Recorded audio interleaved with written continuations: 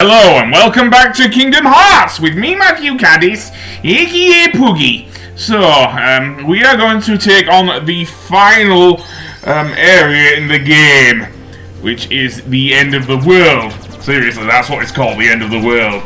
But in order to get there, we will need to do one last gummy ship flight. And this is easily the hardest one in the game because of the amount of, well, not just, obstacles you will have to encounter here, but the amount of enemy gummy ships coming straight for you, seriously. Maybe I should have gone with the three-way thing. All while, should I say, with the whole, background starting off like the opening to Doctor Who or something. Seriously. And then we get into this part where, we have bunches of rocks. Seriously. Just played the Space Armageddon theme from Star Fox, and you'll have your complete homage to Star Fox, I think. And yes, I do mean the one on the SNES, not Star Fox 64. Although that would work too, actually. To be fair, in fact, I've got it in my head while I'm going through this. Seriously, and there's huge meteorites you have to go through, I guess. Yeah. Wait until Disney buys Lucasfilm, although having said that, maybe not given how they treated the Star Wars franchise. I'm not gonna say any more than that. Especially since the only decent thing they've done more recently is The Mandalorian. Anyway, carry on! Enough of me ranting about Star Wars. And here we will see bunches of rock outcroppings that can, because of the draw distance, you can't even tell if they're going to get near you. And then these ships appear, shooting their lasers at you and pretty much shaving off your HP. They are heavily defensive, so maybe I should have used the three-way laser. I don't know. Certainly would have helped in terms of getting HP back, if you know what I mean. And then another of these, and yes, each one of these is set. It's not random, so yeah. All to face down the Seeker of Darkness himself, Ansem. Yeah, just because he's voiced by the Phantom. Yes, Billy Zane. Which is weird. I don't know why he didn't come back for later ones, but never mind. Here we'll actually find the supposed last world end of the world. Seriously. And you might recognize the music here as well. Once we actually go in, because we did kind of hear it at the beginning of the game. But, yeah. Let's go in and we will actually get a cutscene here.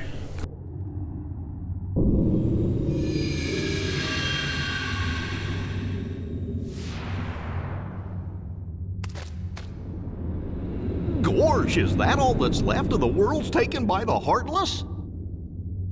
Those worlds will be restored if we beat Ansem, right? You betcha! But if we do beat him, and all these worlds become restored and disconnected, what's gonna happen to this place? And to us? Well, This is a Heartless world, so maybe it'll just disappear. huh? But no worries. Even if this place goes poof, our hearts ain't going nowhere. I'm sure we'll find our pals again. Yep, I just know that we will. Yep.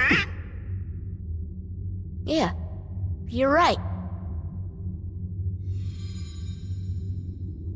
I'll return this. I promise. This immediate area here is probably where things really start getting tough, because you will see these dark spheres descending from the sky, in which we will have to face the Heartless here.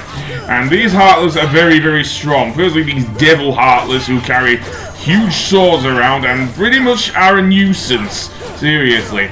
If you allow them, they will possess you as well. Seriously. The upside is that they do drop large HP balls, so yeah, which is a thing. Once their curse starts affecting you, however, it can take off quite a crap ton of your HP, seriously. And all I'm trying to do is get some items, and you have to follow a specific pathway, which I will get to a bit later. Seriously, but yeah. And that isn't also to the end of the world. Oh no, because this whole area is one huge, well, it's the last area, of course it is. In the road to Ansem, however, it's one big slog just to get to where he actually is, if you know what I mean. So yeah, so let's heal up, and indeed, well, carry on with this fight, I guess. And yeah, they did KO both Donald and Goofy, which, to be honest, I am not too bothered about, seriously. I can easily do some damage to these guys anyway. It's not a problem. If it were, I'd certainly say so. Although digging their sword in the ground is a problem. I don't know how you can guard against the Dark Flame Curse or whatever. Because, I mean, I was guarding there, but there you go. And indeed, they can guard against you. Seriously. But I think dodge rolling does work. Though it doesn't work when there's multiple lots of these Devil Heartless, so yeah. But, that being said, yeah, and we will, of course, encounter some of the Heartless from Hollow Bastion as well, as, including the Behemoth. I'll get to that a bit later, but that comes after one of the bosses here. One of, I think, well, prior to Ansem, there's only a boss and I guess a few enemy rushes if you count these ones. So yeah, so with that, let's open this chest and get a Mithril Shard. Maybe if I was synthing, that would be great, but I'm not. So yeah. So you will see here that each of these rocks are going in a certain direction, and indeed that is the case. In this area, we will have to face the Dark Balls as well as the Devils. So yeah, we have seen these guys before, so I'll just skip ahead. Okay, we're back, and expect a lot of me opening treasure chests to get just sucked into the Dark Void and whatnot. Okay, so here we have to face yet another Behemoth. This one, I think, has the same amount of HP. It's just got a certain different amount of colours to it. Okay, no, maybe it has less HP, actually. But yeah, same thing applies. You just attack its horn and go to town on it, I guess.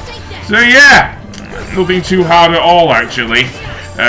Although the second Behemoth, I don't know if it's the second one, but certainly the second one I know of, in the end of the world, actually is quite a nuisance. But we'll get to that after I get past a certain area and whatnot. So yeah. But there you go. I am going to cover all the Heartless here, because you do actually face all the Heartless in the end of the world over here. So yeah. If there are any Heartless I do see, then yeah. But let's get some stuff back. Definitely. And we will get sent back to the main world with just some Mithril. Okay, so yeah, where we're aiming for is that light over there. Not immediately obvious, but yeah, that's where we're going. So I'm going to go over to this one, and here comes another Dark Void. I don't know what to call them. Okay, so we do have some new Heartless here. These angelic-looking Heartless, which their most annoying thing is that they can guard while you're trying to attack them in midair. Very annoying. They also have like a wind move, and they can shoot lasers at you as well, kind of a charge laser. So yeah. Other than that, these guys on their own aren't too bad. Just so long as you remember to heal, and remember that they, when they're charging up a laser, which we'll probably see a bit later. At the moment, yeah, these guys aren't too bad. Although, a bit later, they may well be accompanied by the Devils, and that is a pain in the arse. So, that being said, let's open this chest and get I think it was an elixir, which is helpful. Okay, so what's in this one? Mithril shard, so I'm guessing I'll get another dark void by going over here. Probably by opening this chest, am I right? Yep, and in this one we will get both the angels and the devils, so yeah, you don't need to see me do this anyway. Seriously, I've already gone over how annoying they are. Okay, another accessory I get. Actually, no, I think it's that pretty stone is a synth item. Anyway, carry on. And over here, we have one floating in midair. I think that's going to give us another dark void. Let's see. No, a cottage! Okay, fair enough. So now we want to head to the left, according to these rocks. Yeah, they do point the direction you have to go in. Because otherwise it's very, very confusing as this area. And that's not the only confusing thing about End of the World, seriously. Okay, Dark Walls and all three of the Heartless we've faced so far. After facing yet another behemoth, you will be sent here to the giant crevasse. And indeed, this is a very interesting area. Probably one of the only areas in this final area that I actually like, because it revolves all around using your gliding abilities. Seriously, I do love the glide. Hell, it's even better in a certain area in Kingdom Hearts 2 Final Mix. But we'll get to that when I decide to do Kingdom Hearts 2. So, with that said, I want to go for a bit of a run over here. I saw a glide, of course. And, let's see. Yeah, I'll have him glide over here. Land there. Why am I rolling? I don't know. There are some treasure chests around here as well. The other one I got was just another elixir. So, yeah. Which, this game is giving away elixirs, seriously. That is not a bad thing, to be fair. I do actually like using elixirs. Certainly towards the end of either Final Fantasy or Kingdom Hearts games, because they are quite helpful. Sometimes earlier on if I'm really struggling, but I don't usually like to do that. And Drill Gummy. Yeah, I am not going to do anything more with the Gummy Ship, seriously. I'm not doing anything more with the Gummy Ship. There's another one off to the right here. What's this one got? An Ultima Gum. They're just hanging out gummies now, which honestly are useless at this point. Unless you're going back to, say, Traverse Town just to build a new Gummy Ship.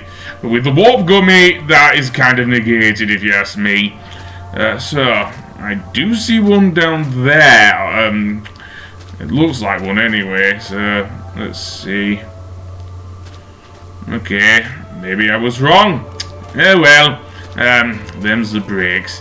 There is actually a save point here as well, which is good, because in the next area we will revisit various worlds we have visited thus far, and only one of them is, well, tame.